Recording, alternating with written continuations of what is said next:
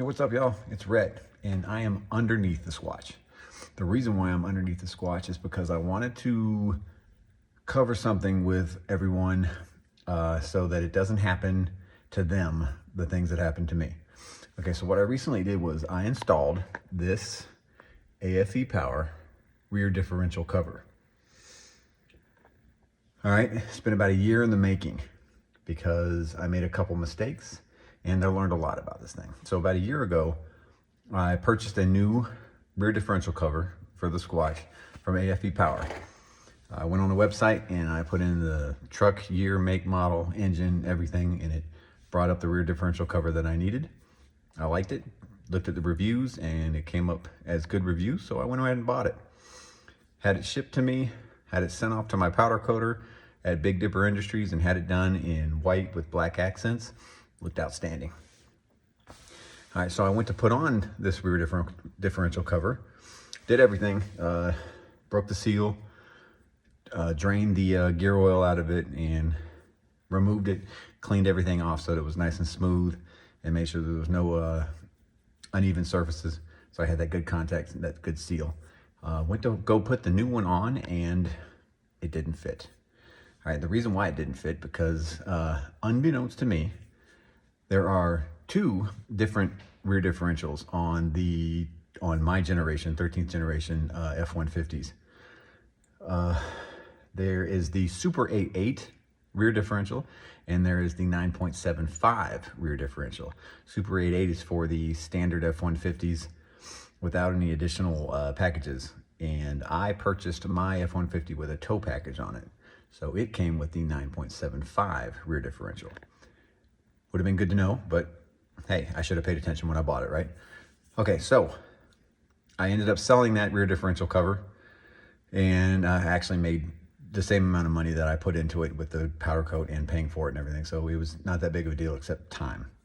I put the old one back on, and I used a liquid gasket. I'll get more on that in just a second. Okay, so 6 months later, because I waited through the season and I started getting my stuff for the next show season during winter, and I purchased the correct rear differential cover, which was the 9.75, much bigger, bulkier, and even better looking. So it kind of worked out. So I purchased it, once again, sent it off to my powder coater, Big Dipper Industries, and got it powder coated. And as you can see, it looks insane. It looks great. I'm really happy with it. Now, what I learned about this is, number one, liquid gasket. Yes, it has a good seal, but don't use it unless you don't plan on taking that part back off for a really long time. It took everything I had in a couple hours to get my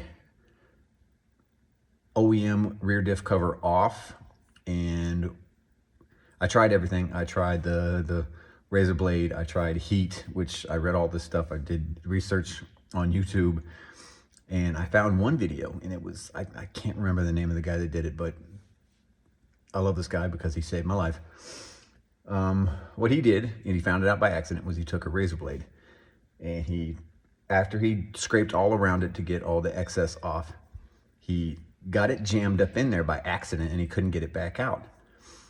So he tried to take another razor blade to try to get it back out, and he was working it in there, and he got that one jammed in there as well, but they were right on top of each other. So he's like, wait a minute, because when he did that, he heard a little sound that sounded like air coming through. So he took a screwdriver and he popped it right in between those two razor blades and broke the seal. Took me 5 minutes after I read that, and it worked. It worked flawlessly. Seal came right off. But that liquid gasket, if you want a good seal, you'll get it. But I ordered one off of Amazon or AutoZone or something for a gasket seal for the 9.75. It was really nice, actually, and it went on easily. So I went to install. Next lesson I learned. For those of you who want to or already have a rear dual exit exhaust system, the aftermarket exhaust, because I have the Borla Attack, which you can see coming out here. Now, as you can see, it runs right in front of the rear diff. Now, the issue with that is this rear diff is so much bigger than the stock one that I was not able to get it on with that pipe right there. With the pipe being right there, I couldn't fit it in there because the gears come out so far that I couldn't slide it up under there without damaging the rear diff cover and all the powder coat that I have on it. So what I had to do was I had to remove this pipe here from here, and I had to drop it so that I could get the rear diff on.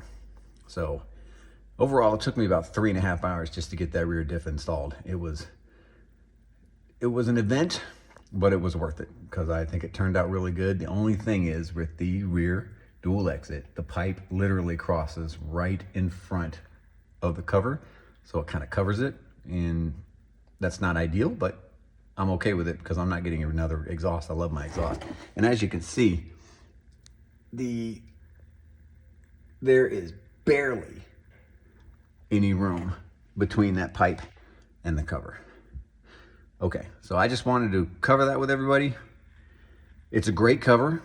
It looks great. I just did a show yesterday and got a lot of compliments on it. Just keep those things in mind when you're gonna do an install for one of them differential covers, because those things do make a difference.